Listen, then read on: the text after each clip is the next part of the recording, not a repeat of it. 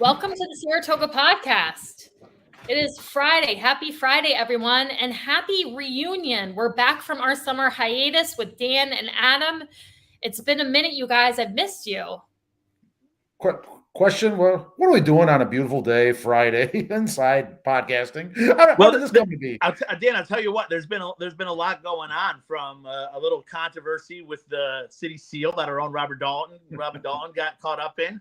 Public safety forum meeting, interesting city council meeting, or one part of it. So, when there's spice out there, we cook. Yes, okay. That's right. We can't help ourselves. That's why we dragged you in from the sunshine. I'm loving the weather, by the way. Anyway, I know, but now that our summer hijinks and hilarity are over, we're going to get back on our regular Wednesday schedule. But we couldn't make it work on this Wednesday, so we are coming to you on Friday. But we do have a lot to talk about. So should we just jump right in? Yeah, let's start with this city seal, because this was a big kind of controversy going on in the city. Robin, you were named in not one, but dwa, two. That's Polish for two. I don't know why people know. But anyway, you were in two articles written by my favorite propagandist, Wendy at the Times Union, that really kind of dragged you into this whole thing. And you want to talk about that a little bit? I was. And hey, really quick before we do that, I just want to remind people, if you're watching live and you want to call in and comment, or just want to share your opinion on anything we're talking about, feel free to call the number below and weigh in. We are happy to hear from you. So as Adam was saying, I have a That threw me for a loop. What's that? I just had to interrupt to follow up on what Adam said. I'm seeing it, and all of a sudden your name gets dragged in. So back to you. I know. So here's my special banner for that. No, I don't want the city seal canceled. But here's basically what happened.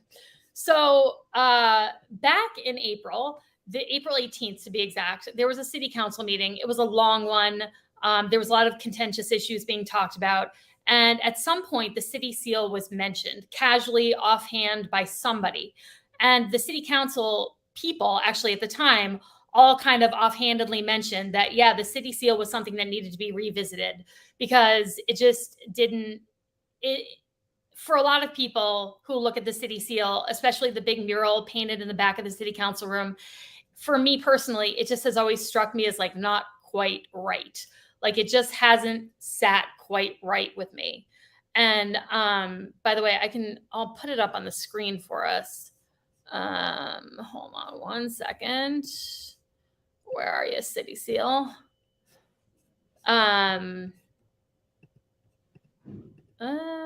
it is. Okay, so you can kind of see it there. So anyway, that's what we're talking about. So in the moment, it was suggested to me that perhaps revisiting how the city seal looks would be a good project for the Participatory Budgeting Committee. And for those who don't recall, the Participatory Budgeting Committee is something that Commissioner Songvi put together that is essentially projects that any residents can suggest that go through a committee and then get voted on by the public to get funded. And it can be, I think they have $100,000 every year budgeted that can go towards these participatory budgeting projects. And so we're in our second round of doing it. The first round included everything from curling, Dan, that you participated in, to little bike repair pop-up spots, to all sorts of different things in the community. So it can be a myriad of projects. So anyhow, I submitted this as a possible project for the Participatory Budgeting Committee to review. This was back in April. I didn't hear anything. I kind of forgot about it. Flash forward to about, I want to say 2 weeks ago, maybe 3 weeks ago. I got a call from Nora Brennan, who's the head of the Participatory Budgeting Committee. And she was like, listen, we got your submission, and we just think that perhaps there's another way to go about this that might take the politics out of it a little bit more, and might make it a stronger submission. And she suggested proposing kind of a symposium where we asked historians, local historians and regional historians, to get together and talk about our city seal, city seals of various municipalities around us, how we came up with this iteration and maybe, possible changes, but really just coming at it from a historical perspective and not even talking about changing it right off the bat, but just talking about what it is right now and how it compares or contrasts to other city seals around us from a truly just a historical lens. And I thought that was a really good idea because I really didn't want this to be political, even though there is some inherent politics in it. I just truly wanted it to be, rooted in as much history and historical accuracy as possible. So I thought that was a really great suggestion. So I went back and I revised my proposal and sent it back to the Participatory Budgeting Committee, and it read as follows. I said, hello, I wanted to follow up regarding my submission to reimagine the city seal as a potential participatory budget item. After talking with Nora yesterday, I definitely agree that the best initial approach to this project would be to have a symposium of sorts with invited local/regional historians to discuss our current seal, previous iterations, and other pertinent historical factors. If it was possible to invite the community to an event of that nature, I think it would be a great way to introduce the idea of reimagining the city seal through the least political lens possible. I very much appreciate your giving this consideration. Thanks so much, Robin. So that was it. So again, I kind of check out, done my thing. Next thing I know, I'm getting calls from Wendy Libator. I'm getting calls from the Daily Gazette. I'm like, why am I getting calls from Wendy? What could she possibly be calling me about? I've had a pretty busy week. I didn't get back to her. I suddenly see my name in the Times Union. I suddenly see quotes from Dylan Moran that my suggestion of doing this is actually a way to throw a political bomb onto the city council and create some kind of political controversy to make the city council look bad.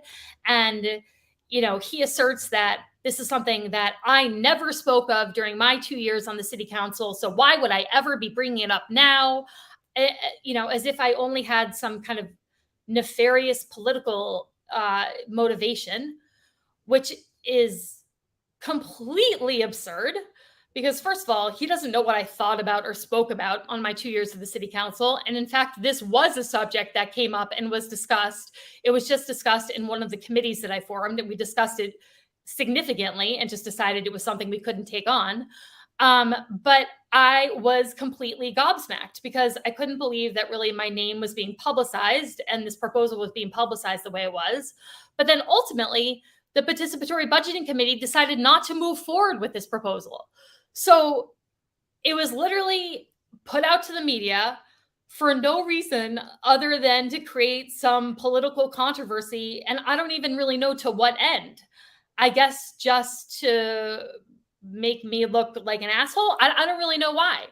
But the whole thing left a horrific taste in my mouth. And I was really shocked about what went down and how it went down. And I spoke with Nora Brennan again this morning, and I was really happy to hear that she was also very unhappy with how things were handled, because for people who are submitting proposals to this committee, this shouldn't be how they're handled, whether they proceed with them or not. They shouldn't be publicized in this manner. They shouldn't be politicized in this manner. And the whole thing was just really crappy. Yeah, so, let me jump in here, Robin. Again, the one thing I kind of left my head scratching is, how did this get to where we're at, right? Like, this was an idea. You're no longer the commissioner of public safety, right? Or you're not a candidate, where it's ideas that are brought forth. There might be a public interest in knowing. Personally, I think this was a horrible idea. I think our city, if you look at Washington crossing the Delaware, that painting, full of historical inaccuracies. Very powerful painting, though. And we can talk about whether we should change the seal or not, but you stick by your. Wait, by the way, this isn't our original city seal, right? I did from what you said. I did not know that. Yes. So there's been a couple iterations, which I just think is an important factor in all of this, is that it's not our original city seal. But anyway, carry on. Right. Yeah. Can I briefly interrupt? Can you guys hear me? Talk. Go ahead, Dan. Oh, I am sorry. My screen is froze for my picture. I just want to make sure you can hear me. Yes, we can hear you. Okay, keep going. So for you to, and I will say this, I think the public as a whole, I threw it up on my Facebook group, and I think like 90% of the people were like, "This is a bad idea." Now, it wasn't framed the way you were framing it, right? If it was framed a little more, they want to like cancel it, Yeah, exactly. Yeah, that's it. But politically, so for me, and it's interesting. I'm trying, having the insight. Sometimes we know what's going on, but we sound crazy if we say it, so we kind of allude to it. I have no idea why this was be brought forward to something that should be dead, and then it keeps on being run with, and the idea that you would hey, I'm going to put something really, something that's not popular and very controversial out there to that will reflect on you, and not necessarily the any city council members, so they don't bring it up. It certainly is just ludicrous. So I just think I think it's something's going. This is the problem I have with Wendy and the Times Union. To be honest with you, is that what she just carries their water with this stuff. Why is this a story? Who cares? I know. What is she trying to achieve? What's the political goal? She just runs with the committee Dems in the city and just carries their water and writes what they want. And it's just sometimes what the heck is going on?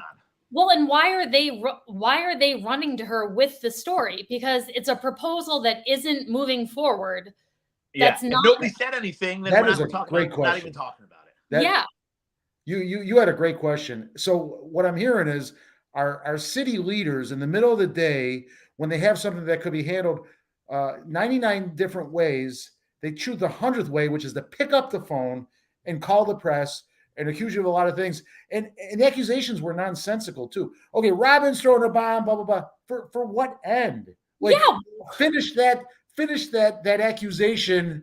You can't just say a generic to stir up the pot and to cause mayhem in politics. To what end, Robin, would you do that to stir the pot?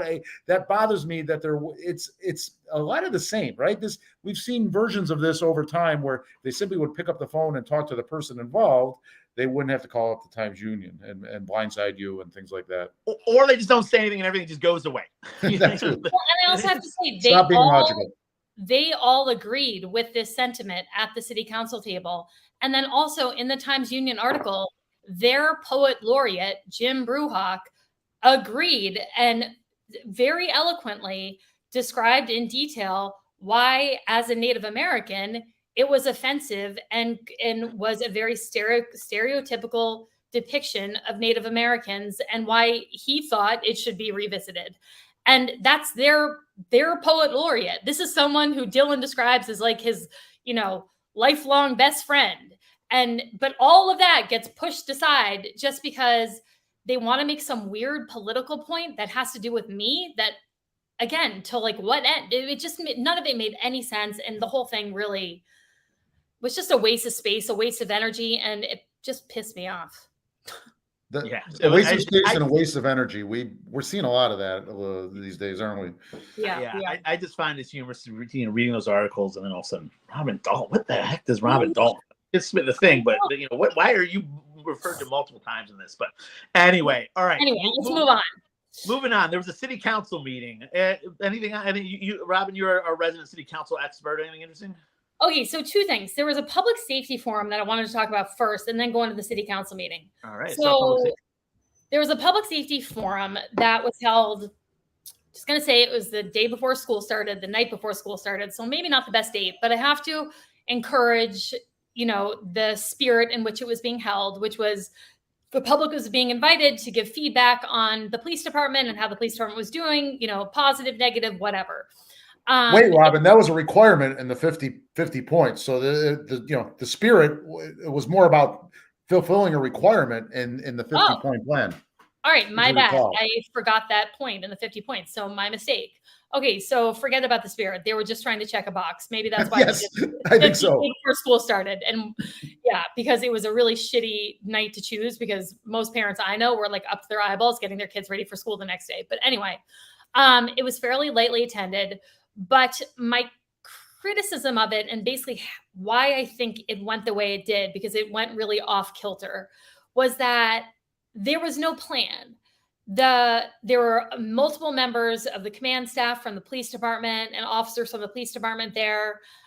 Jim Montanino was there. Our new Chief McIntosh was there. But in my opinion, if you're going to hold a forum like that, you have to have some structure to it, and you have to prompt the audience and by going through some of the initiatives that you've been doing as a department and saying, do you have any feedback on this? But having some structure to it, not just saying like, okay, we're here, giving some introduction and then just sitting back and saying like, so does anyone have any comments about the police department? Because inevitably, especially because Jim Montagnino he just has terrible, terrible instincts when it comes to public discourse in this position. And yes. There was a parent who I know fairly well. She has a child in my child's class who brought up a concern about there was a story a while back about a kid who was being abused, and one of the school resource officers, one of our SROs, picked up on it and accompanied this child to the hospital and whatnot. But in the press release and the media release that the police department and public safety department put out, there are a lot of identifying characteristics about this 7-year-old child that would lead someone to pretty easily identify who this 7-year-old child was. And so this mother was bringing up the fact that she really thought that that was not okay, and that the privacy of victims, especially children who are victims, should really be kept private, and those details should not have been shared. And instead of just saying, of course, we agree that the privacy of victims is, a priority of the police department, especially the privacy of victims who are children, Jim got into it with her and was trying to prove that, in this case, it was warranted, or that didn't really happen in this case. And they went back and forth and back and forth. And it just, for 10, 15 minutes, he couldn't just agree and move on. And it was just like, from the get-go, I think it set the wrong tone for the forum. He set the wrong tone for the forum. And then we devolved into some Black Lives Matter issues. And he said some really, in my opinion, inappropriate things, like comparing when Chandler and Els kind of filibustered the public comment period. And he charged them for disrupting a public proceeding, as you recall, those moments. He compared that with basically the January 6th rioters. Like, he compared the two things, which is really, really horribly offensive, because although what Els and Chandler did was disruptive and shut down a city council meeting, it's nowhere in the same universe as what people were doing at the Capitol on January 6th. So to draw any kind of comparison is going to be extremely offensive and extremely triggering for people making a public comment on behalf of Els or Chandler. And that's exactly what happened. They got super upset, super worked up. And then ultimately things devolved into like a screaming match between one of the members of the audience and two of the members of the audience. And so for a time period, we were all just sitting back and watching 2 or 3 people in the audience just scream at each other. And Commissioner Montagnino wasn't doing anything. Chief McIntosh wasn't doing anything. They were all just sitting back and watching. And I was thinking to myself, wasn't this supposed to be a forum about giving feedback to the police department about things we like or don't like? And instead we're watching community members go at each other over issues having nothing to do with the police department. It was bad. I'll say, let's take a step back here, because I will say that disrupting the flow of government. I think I often compare the far left locally to the far right nationally. Now, the far right nationally, those actions had much bigger implications of what they were doing and what they're trying to do.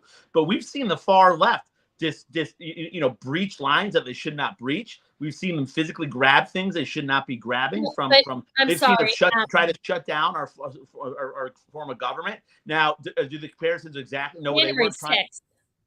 When they were trying to kill our vice president, when they were trying to stop the peaceful transfer of power, when they broke into the Capitol, when they were trying to kill police officers. I'm sorry, that is not the same. That is a total false equivalency. Well, I disagree, because I think the severity does not make it a false equivalency. right? So the violence used on January 6th was certainly different. You're correct with the trying to obstruct the peaceful transfer of power, certainly different. But the idea of asserting your political will through kind of physical disruptive activities, if you boil it down, that's we can't stand for that at any level. It's not like, well, but it wasn't physical. They were standing on a microphone and they were using their voice to express. Did they grab the microphone from somebody? They grabbed a microphone from someone, but that is, I mean, on the scale of physicality, I think that is like as minute as you can get. Well, you're talking about a city with 50,000 people compared to our nation. So yes, the scales, you're absolutely right where the scales are. But like, that's like saying like somebody who, you know, I don't know. Okay, but we digress. Would you not agree that that would be a triggering statement to make at this public safety forum to the people commenting? I think, to be honest with you, I think this is why Jim gets some attention. I think this is why, and this is why Jim gets some attention right now, because I think there's a lot of people in this city who don't think that our city council that our meetings be shut down, should be filibustered, and that we have to do something about it. And 4 of our city council members are either unable or unwilling or in agreement with how these our government is progressing and how our meetings are being held. And I think a lot of people don't disagree with that. That's not what this forum was about. You know, I don't know if I could jump in. If I could jump in here in a minute. And sorry, and this video is online on the city website. It's hard to find. You got to look under specialty.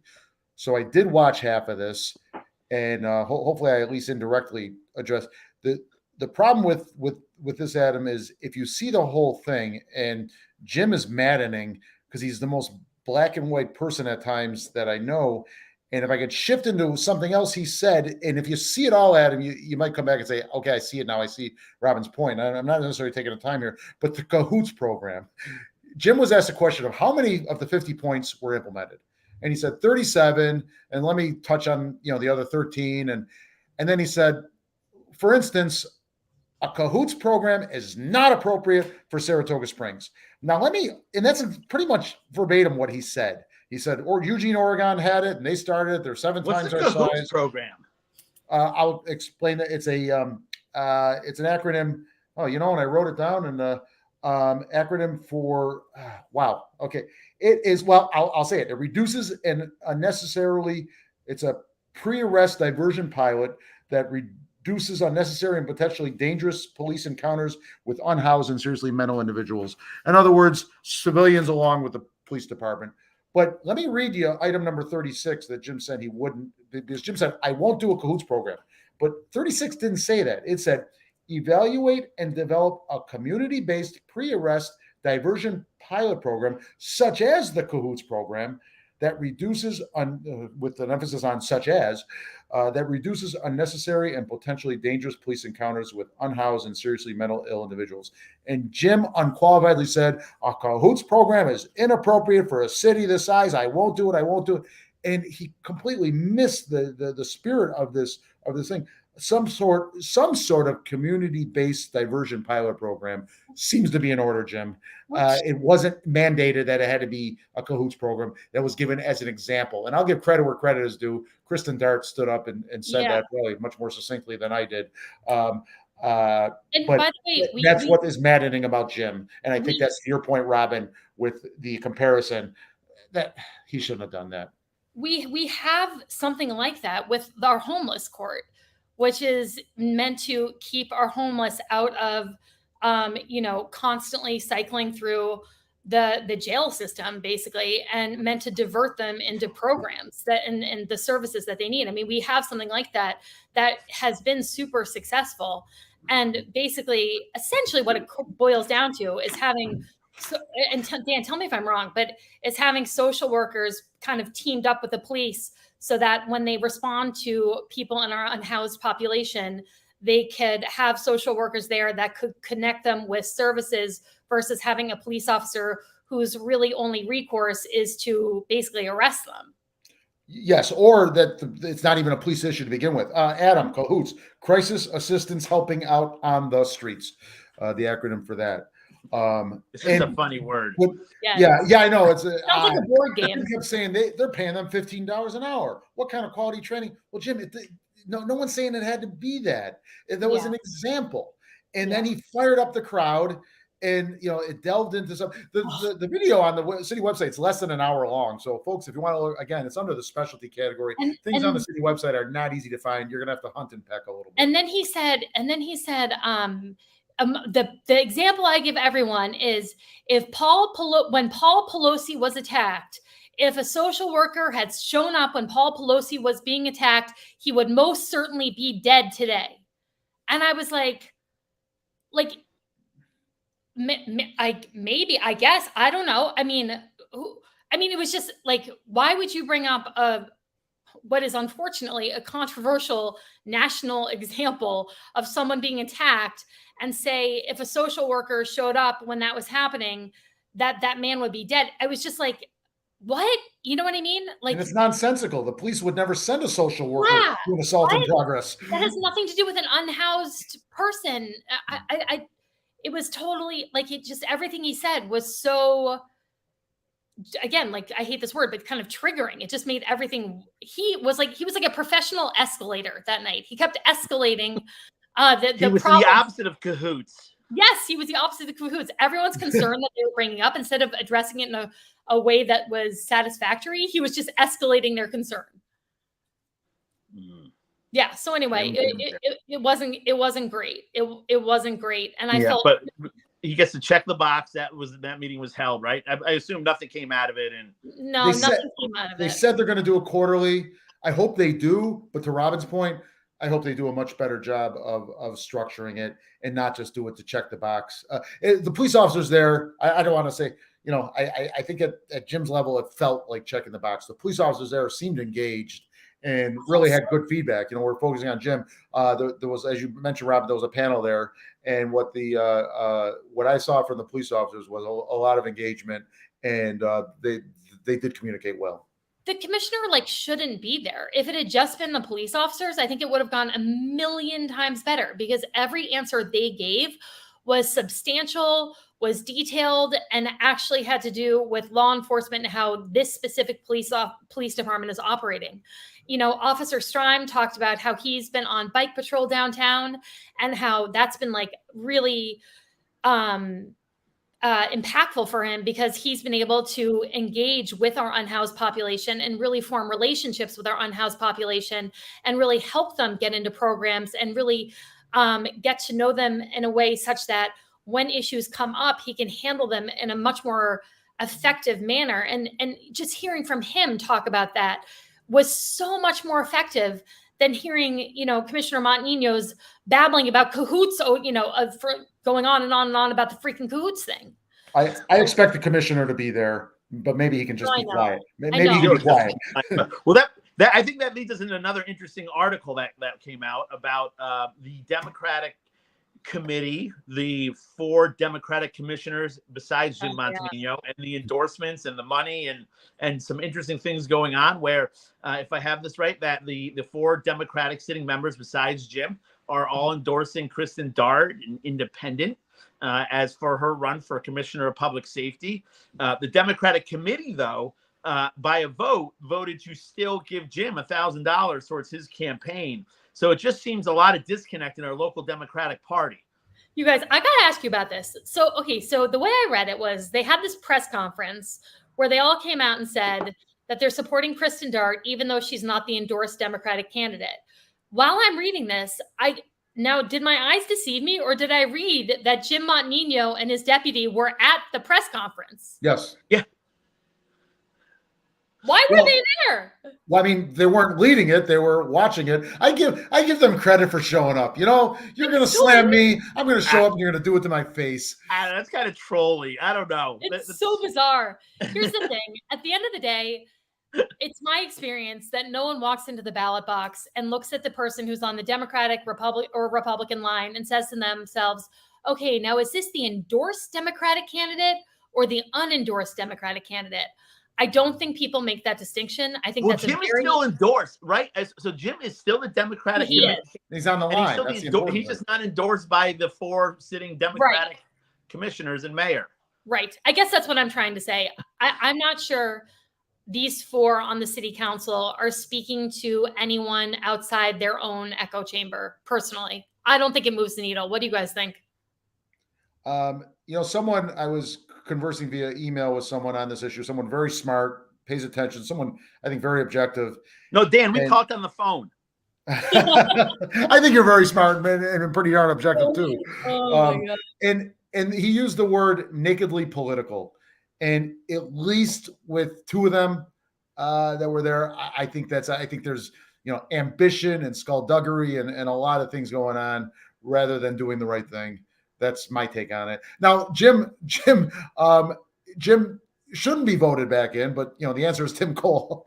That's my personal plug for Tim Cole. Well, I have to say, if they were thinking strategically, I mean, it seems to me the more they encourage people to vote, the more they encourage Democrats, which is who they're speaking to as Democrats, really, the more they encourage Democrats to not vote on the Democratic line, but to vote for Kristen Dart on her community first line, the more opportunity Tim Cole has to win with his independent line and the Republican line. So to me, it does seem like it's pure, I don't know, passion without strategy. Yeah, but what do they think they're going to get with Tim Cole, right? I mean, well, okay, so this is the first question. Do they think that Kristen Dart can win on an independent line? Now, I know people not in politics or people who loosely follow politics, and sure, that's possible, but I can tell you from firsthand experience, the majority of Saratogians do not vote. They go in and vote party lines, right? So, like you were saying, no matter how much they might agree with who your politics agree with, they're going to vote party lines. So for Kristen Dart to not be on a major line, I think is a big the hurdle to overcome. Yeah. And I don't see that happening. Go ahead. If part of the motivation for 1 or 2 of them was simply to enhance their liberal progressive credentials, hey, I endorsed Kristen Dart. And even if she loses or whatever, even if it doesn't move the needle, I think there's 1 or 2 there that want that image and that want that credit that I endorsed the liberal progressive candidate. Look at me, I'm a pure liberal. Remember me down the road when I run for a different office, kind of thing. Yeah. And Jim did say that Jim made a great point of, listen, Saratoga BLM is just it is a force in whatever way you want to say they're a force. And there's something that as any politician here has to address. And so Jim Montanino essentially said, this is Mayor Kim and the rest of the council's way of appeasing, kind of throwing, Saratoga BLM something good to kind of cool the tone of the rooms in the city council meetings, because it's going to be tough to get elected if city council meetings are being shut down by screaming people trying to grab microphones. I will say I really love Kristen. She's someone I consider a real friend. I have so much respect for the fact that she threw her hat in the ring in this race. Our politics don't always align. But I have looked at third-party candidates throughout New York State, and I have yet to see any candidate who has been able to succeed on an independent line only. And so, I wish her the best of luck, but I do not see a path to victory with just an independent line. So I'm curious. Especially because they referenced Michelle Madigan doing that back in 2019. Totally different situation. She had multiple lines. Different. Yeah, and there was nobody on the Republican line too. Correct. Right? So it wasn't like there was a Democrat and a Republican. There was just somebody on the Democratic line who was an absolute train wreck herself. So it was a different. It's certainly a different election. She also had what you would consider. I mean, in theory, it was, it wasn't a Republican or a Democratic line, but she had the Independence Party line, which wasn't an independent line in terms of one that you petition for and then you name yourself. It's an actual party line. She also had working family parties. She also had the Sam party. I think she was a good, strong candidate. Yeah. She was an incumbent, right? She was an incumbent, correct? Yeah, you really can't compare the two years at all. They're really apples and oranges. But the independent candidate can affect the election results. I think we all agree on that, right? Oh yeah. To be a spoiler. Proof is in the pudding. Yeah. Been there, done that. Well, I do have to say, I've been following politics for a little over 2 years now since I got involved. And since I've got involved, the city has swung farther and farther left. Nothing seems to shock me of how far left the city will go in their voting and what they do. So I just don't know. I would traditional, like you said, Robin, traditional theory says, listen, being an independent line and that's it. Candidate is virtually impossible. But how the city votes is and the people who come out and the way the far left can grassroots get out the vote, then who knows? But you would have to spend such a tremendous amount of money to reach voters in this city to get them to not be vote, because we're going to have people who come out and just vote on national sentiment and just vote the Dem line because they're Democrats and truly they're just voting on national sentiment. They don't know the candidates. They're not really following. Maybe they pay attention the week before election. Maybe they don't. But by and large, they're just going to vote their party line and that's it. And that is really the majority of voters.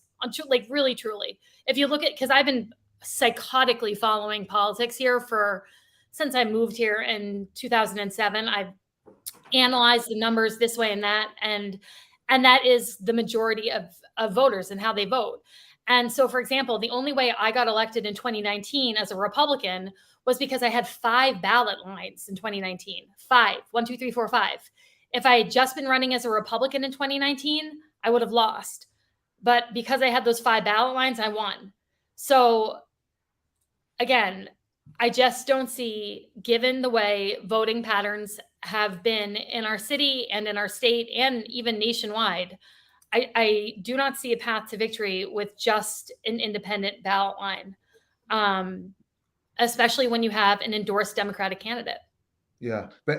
Back to, Adam, I don't want to cut you off. No, I was just going to do like a we will see, kind of thing. Okay. Well, what I wanted to say was a somewhat disagreement with you on the city being so Democratic, and I know the results sort of show that.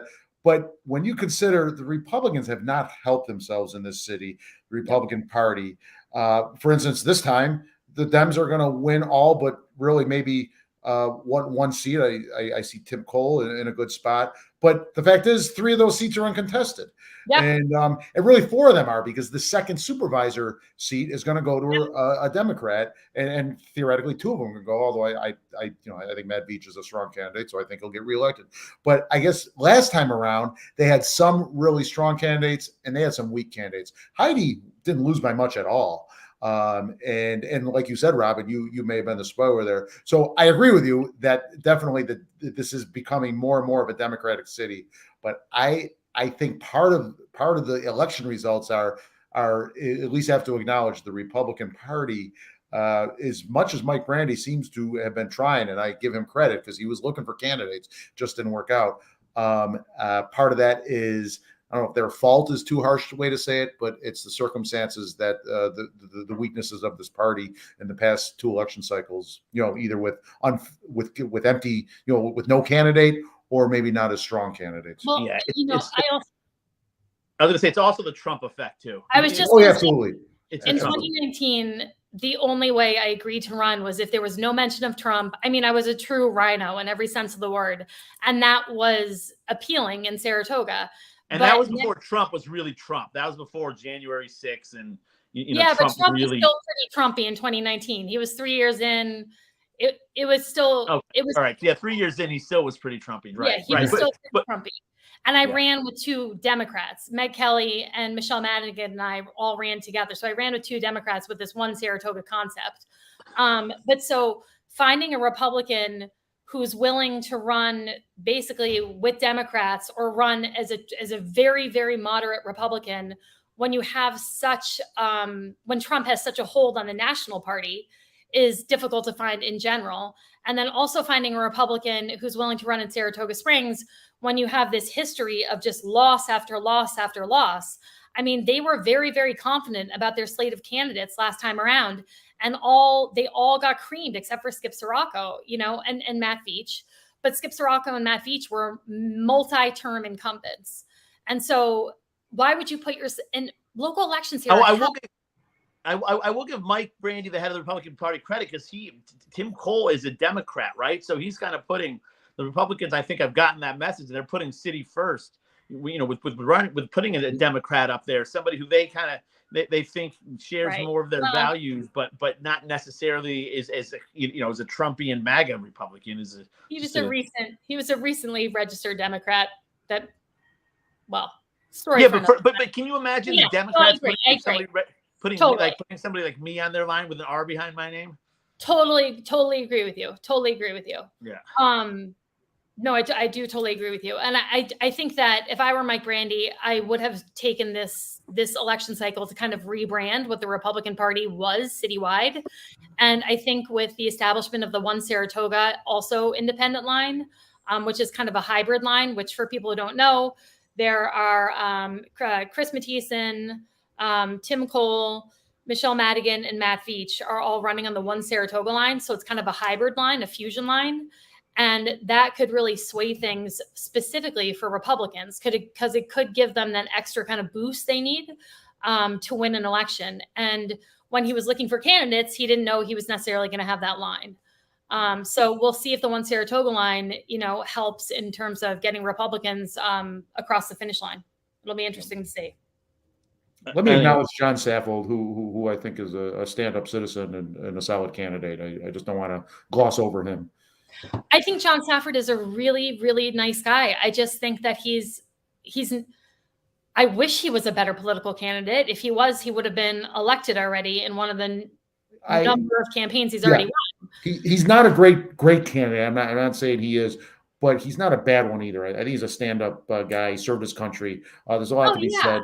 And I wish the Republicans, actually, Chris Mathieson, to his credit, told me once he wouldn't take the Republican endorsement. He's been a Dem, to his credit. I hope Chris. I think Chris has a lot to offer. I hope his campaign gets some energy and that it's a spirited, strong, issues-oriented three-way mayoral race, just like the public safety commissioner. Yeah, and I think John could be the kind of steady ship that this city's looking for. Maybe somebody with some real leadership experience with his time in the service and his philanthropic past. That maybe he's just kind of the steady ship that we need to steady this ship, if you will. But hey, guys, with that, like the anti-Ron Kemp. I have to run, unfortunately. No problem. So it was great chatting with you guys. And we will see this. We got to do this next week now. It's election season. We'll be back next Wednesday. Absolutely. Okay. And I know a lot of the candidates want to hop on. I also know we wanted to quickly make mention. Oh, we'll say bye to Adam, but Dan, with your frozen, very pensive face, I know that we did want to quickly make mention of the 9/11, a bit of a controversy over the 9/11 ceremony. And this was the one thing I wanted to mention about the city council meeting that happened last week. There wasn't a lot to report from the city council meeting. Let me throw that up here. I don't know if you watched it. Did you see it, Dan? I saw maybe the first 45 minutes of it where they were getting quite along, acknowledging the Ben and Jerry's robbery and the police response and the civilians that responded.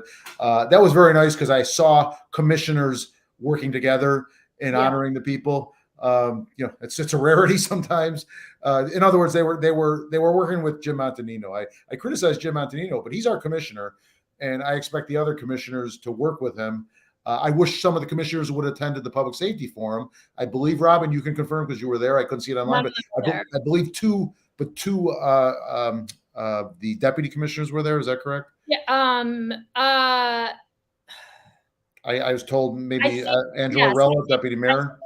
I think the deputy mayor was there. If there was another deputy there, I didn't see them. But none of the other city council members were there. Yeah, I wish they would. Now, granted, they could have had an irreconcilable conflict, but I think they were actually. Do you know where they were? Because I actually saw them in pictures. They were all half a block away at Ron Kim's fundraiser at Max London's. So they were available to go to Max London's for a fundraiser. So I think they were probably available to go to the public safety forum. Just saying. Yeah, I think it would have been. It's a bad optic that none of them were there. It felt like a purposeful thing. I I don't agree. know that, but it felt purposeful. I agree. Well, the city council, the only thing I was kind of like, oh, this is weird about the city council meeting, because there wasn't a lot to note that happened in that city council meeting, was that there was only one public comment, which, as you guys all know, for the last year and a half with this administration in particular, we've had a plethora of public comments, just a ton.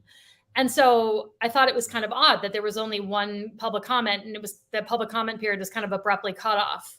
Well, then there was a story that was posted on the Saratoga Springs Politics blog that was really upsetting. I found very upsetting. And I have a lot of really deep and personal and terrible connections to 9/11. And so I found it really personally upsetting as well. But basically, it was a press release from Mary Beth Delarme. And she was a Red Cross volunteer on 9/11 at the Twin Towers following the collapse of the buildings. And she was serving on the 9/11 Memorial Event Committee, which is what basically helping the city plan the 9/11 memorial that they do on the morning of 9/11 every year. And she was removed from the committee. And essentially, she was removed from the committee because she made some critical comments towards Mayor Kim and this administration in a previous public comment at a previous city council meeting some months ago. And so she had come to this last city council meeting to make a public comment regarding her removal from the committee and how stunned she was that she was removed from the committee and removed from the ceremony, where I guess she was scheduled to speak at the ceremony as well. And for those who want to read the full public comment, it's all on SaratogaSpringsPolitics.com. But it's really upsetting. It's really upsetting to me that she was removed from the committee. It's really upsetting to me that she wasn't able to speak at the ceremony. It's incredibly upsetting that she wasn't able to speak at public comment to express her anger and frustration and sadness over what had happened. I mean, the whole thing, I was really shocked reading it. And I don't know what your feelings were, Dan, but it was pretty abhorrent. Yeah, there are times when I disagree with John Kaufman and what he posts on his blog, but I got to say, lately there aren't too many times that I've disagreed with him. And his post, folks, again, go to that. Robin said it's Saratoga Springs Politics, all one word.com. It's really disappointing at times what is happening in this city and the blatant politics that are going on, and it seems to be increasing. And the election, we have things to address those things, and they're called elections. But as we just talked about, some of these elections are foregone conclusions, at least this year. So the elections may not be the check on that we need on these misdeeds, perhaps. Yeah, he literally said at one of these meetings with the 9/11 committee, quote, "No one wants to hear another responder story as Red Cross volunteers weren't really official or important responders." That's horrible. That's horrible. I can't. That's horrible. Now, is that verified or is that alleged? The meeting was recorded, so yeah, I'm sure it can be pulled up. The video of the meeting. It was a recorded meeting on Zoom with the city, and so I'm sure it can be confirmed via video of that meeting. Having known people who worked on the pile after 9/11 and who, got cancer and died because of their work on the pile after 9/11, for him to disparage anyone who was volunteering in that capacity is despicable. And to do it because of because of a political slight, because of what this woman had said during some other public comment period, weeks or months ago is just disgusting. I worked with a lot of state police members that have since died because of 9/11 illnesses, and it went beyond the pile. If you were streets away, blocks away, you're breathing that stuff. So, and the Red Cross comes to everything, right? Yep. So I just could never imagine even just slightly disparaging the Red Cross. So that's just we talk about Jim Montanino sometimes missing things. same goes for Ron Kim at times for different reasons in different ways, right? Yeah, and I hope, I really hope that Mary Beth Delarme goes to the next city council meeting and says and speaks her public comment there, even though 9/11 has come and gone. I think it's important for her to get those words out, and I really hope that she does it, because again, that behavior, he should be held accountable for that kind of behavior. So anyway, I don't want to end on a low note. Do we have any cheers and jeers? Oh God, actually, I do have a cheer and jeer. Do you have any, Dan? I do. All right. Why don't you start off with yours? What do you have? Okay. I have a cheer and a jeer in the same reference, and then a quick jeer. The cheer and the jeer all in one. Robin, did you read the New York Times article this week about Saratoga Springs? I did not. How did I miss that? Like the Chamber of Commerce could have spent $1 million and not gotten this kind of publicity. It was so positive on Saratoga Springs. It was syrupy. It was absolutely syrupy. I mean, you're like, we know Saratoga Springs is wonderful, but like this article even was sort of like over the top. And as a Saratogian, you say, yay, of course, that's my hometown. I love it. But then you stop and you say, oh God, it basically was said, what, you haven't moved out of Brooklyn yet and moved to Saratoga Springs and increased the housing prices even more? And that's nothing against the Brooklyn people or anyone else moving here, but we've got a housing problem here. Homes that went for $650,000 3 years ago are now going for over $1 million. I was like, as I digested that article, I thought to myself, oh boy, this isn't going to be good as far as the demand, the lack of supply and the prices and so forth. It was great, don't get me wrong, but I really couldn't help. And if you do read it, read the comments. There were as many as 40 yesterday when I followed up on the comments, and I found some of them to be interesting as well. But it was like you couldn't pay for this kind of publicity.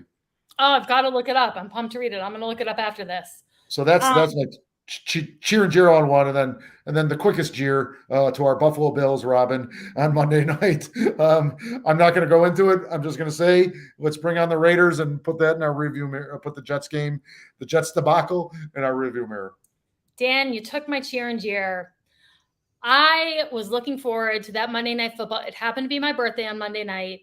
I looked at the football schedule. I could not believe that Monday Night Football on my birthday was going to be an Aaron Rodgers versus Josh Allen showdown.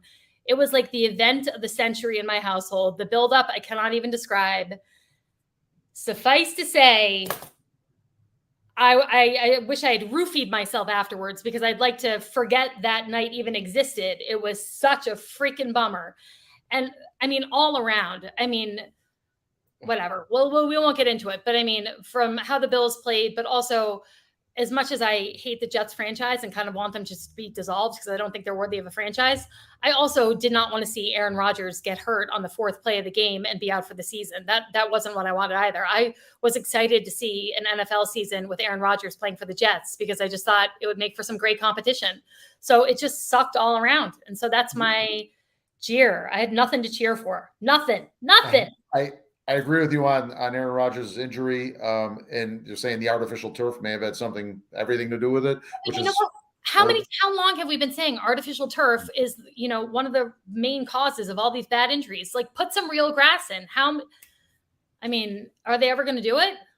A couple more injuries like this, perhaps, right? I think the Players Association has to demand it, right? We're not going to play on this. We're not going to ruin our careers and our bodies for this anymore. And so I think I put it on the Players Association. They got to address it. Yeah. I grew up with the Johnsons. Woody, if you're listening, it's Robin, Lakian. Put in some real grass. Well, don't forget, that's a Giants and Jets stadium. So there's a lot. I would hope the Giants would agree. I would hope whoever. Oh my God! Don't even bring up the Giants game. Jesus God! Yeah, that was bad too. I know it was all. But we were just gonna. If we're gonna forget Week 1 happened, let's just go. Every New York team had a horrible night because even though the Jets won, they lost their franchise quarterback for his career. Right? He may never come back. I know. And remember last season when literally all the New York teams were doing so amazing and they were all winning. Like we had Sundays where every New York team won, and I was like, holy cow! Like we came out with such a bang last year, and this is just like the pits. It was just 1 week. It So fight for another day. I know. At You're least the right. All Bills. right. Well, so that's the mini Saratoga Podcast NFL edition recap from Dan and Robin. All right. Thank you, Dan. I will see you hopefully this Wednesday. We will get back to our regular schedule.